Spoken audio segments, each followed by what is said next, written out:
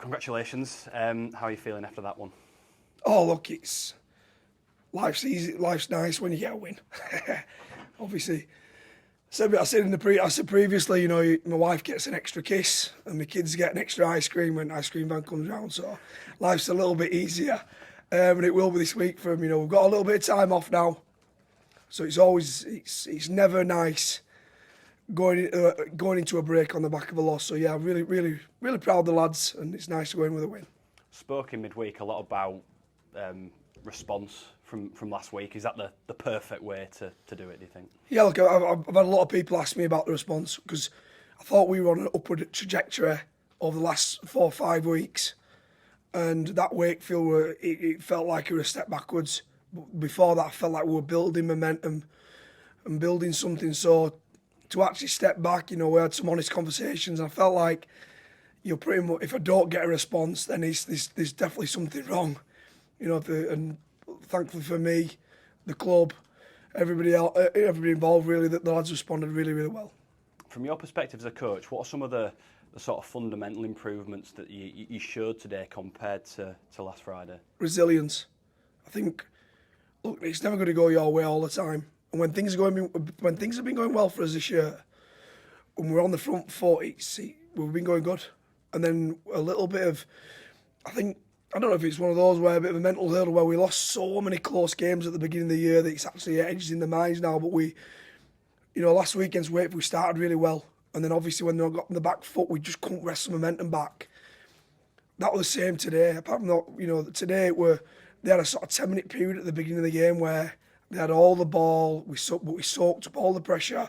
We turned up to each other over and over and over again, and we stood their attack and actually managed to flip it. And I thought that was one real positive for us, that when things aren't going our way, that little bit of resilience to actually turn the tide and get it in our favour.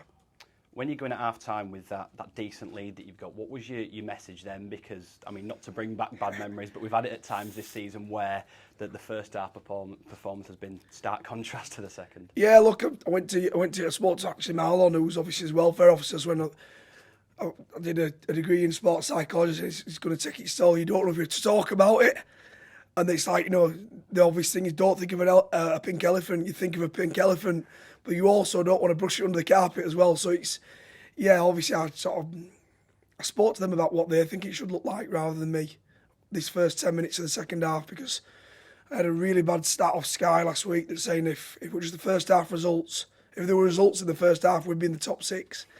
So it has been, I didn't want it to be history repeating, but I asked the players what they think this second half looks like and how they envisage it going. So I don't think we start the second half overly well. But again, we showed a little bit of resilience to stay in it and get a big enough lead that obviously the game were ours. And is that resilience almost summed up by Adam Swift's effort on Harvey Barron to just deny him literally by inches almost? Oh yeah, look, a lot of wingers are normally really athletic. But Swifty understands rugby and he understands where he's supposed to. He's got a real rugby brain and he just manages it. Obviously he's electric, but he manages to come up with some last-ditch efforts over and over again. But it wasn't just him today. I thought Tane did in the first half as well, and Gags when I think we held their winger out, and there were loads of occasions really where they split us. Jack Ash, obviously a former player of ours, made some breaks down our left edge, down our right edge, his left edge, but we got back. All 13 players were back behind the ball and recovering, so that was nice to see. How well do you think you dealt with some of Hull's middles, SAS and Knight in particular, have traumatised teams at times this season? Yeah, look, they've been really physical this year. They're a big physical outfit, and SA in particular, can cause you some problems if you give them too much ball and you don't make him defend. Then it can become a bit of a nightmare. But I thought we played really well in the middle today. I got Fenton Rogers on the drum. When it comes to middles, he's only in the infancy of his actual career. Middles don't start playing the best rugby till the late 20s, early 30s, and he's been out with an injury. He's gone and played at Bradford to get some match fitness, and I tasked him. We tried to go after their pack and making a bit of a dent, and I thought he was brilliant today with Fenton. He didn't play too long in the second half because obviously Swifty we knew Swifty were carrying a bit of a knock, and two of them pulled his quad. We actually ended up with 12 men for the last 6-7 minutes. We played with 12 men, so it was difficult getting other people back on. But I thought he were really good. Just on Fenton, as you say, he's still sort of in the early stages of his career, but is he down the track, do you think, the kind of forward that you could build a team around? What I love about Fenton is he's a little bit old school, and there's loads of areas of his game which he knows. We speak about over and over again the areas that he needs to improve. But one thing as a coach, I just don't think you can put into anybody. Well, there's two things: there's speed and toughness. You can make someone a little bit quicker and more agile, but you can't make Usain Bolt. And the other thing is you can't make someone tough. You can put them in an environment over and over again, but you're either tough or you're not. Fenton Rogers is tough. He wants to. So probably to his own downfall early in his career where he kept getting banned over and over and over again, but he's confrontational, he gets stuck in, he will never take a backward step, and I just think the areas of his game, if we can keep working on those nuances, then I think he's going to be a really, really good player, and I think he's got leadership qualities. For a young kid, somebody don't make the line on fitness, I don't need to say because Fenny will turn around and tell him himself. So, yeah, I think he's got a really bright future.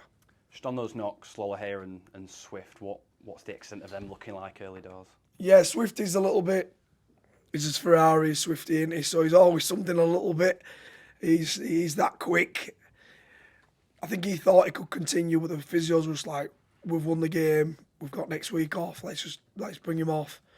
Yeah, that's his abductor, so we don't know the extent of that yet. Tui seems a little bit more concerning. He kicked off, I think it was after the try, he kicked off and it felt like he pulled his quad, which we don't know yet. We don't know the extent of it.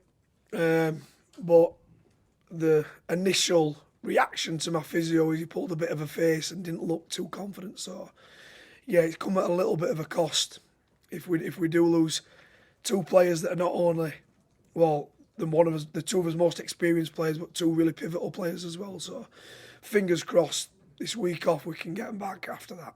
No Sam Halsall today either. Was that an injury or was that just a result of selection on the back of last week? Yeah, look,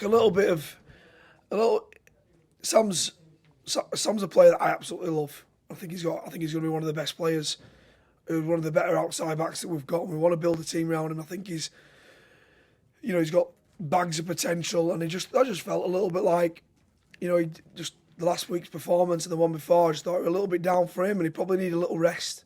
He's played a lot of games, probably just need a little bit of rest. And we had, got Bibby waiting in the wings, who's played second row, he's played centre, he's played wing, he's played all over the shop. He's a bit like a Swiss Army knife. He's Bibbs, he can play anywhere and do everything. So I just thought he deserved a crack in the centre. So yeah, it was on selection.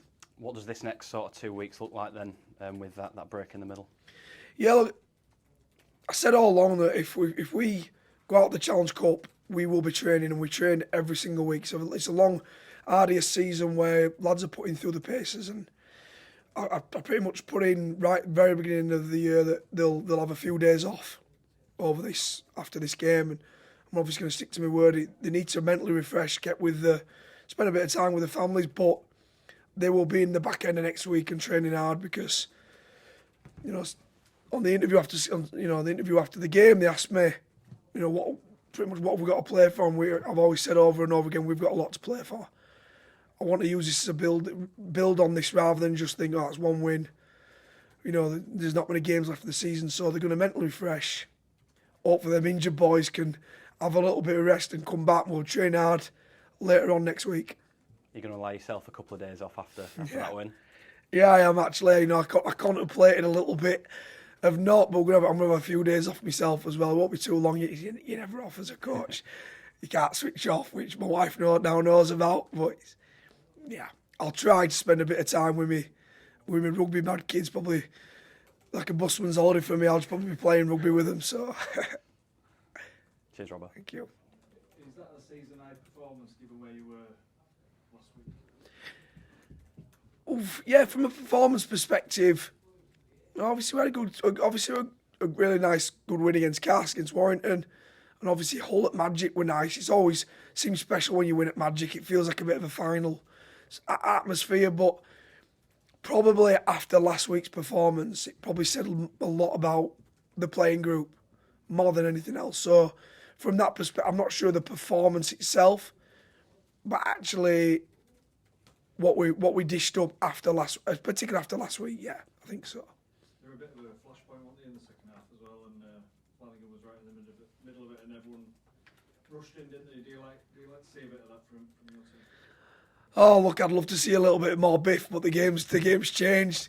To be fair, I was never in the Biff. I was like Flanagan. I used to start and then get myself to round back Stuart Fielden and Luke O'Donnell. That was generally my job.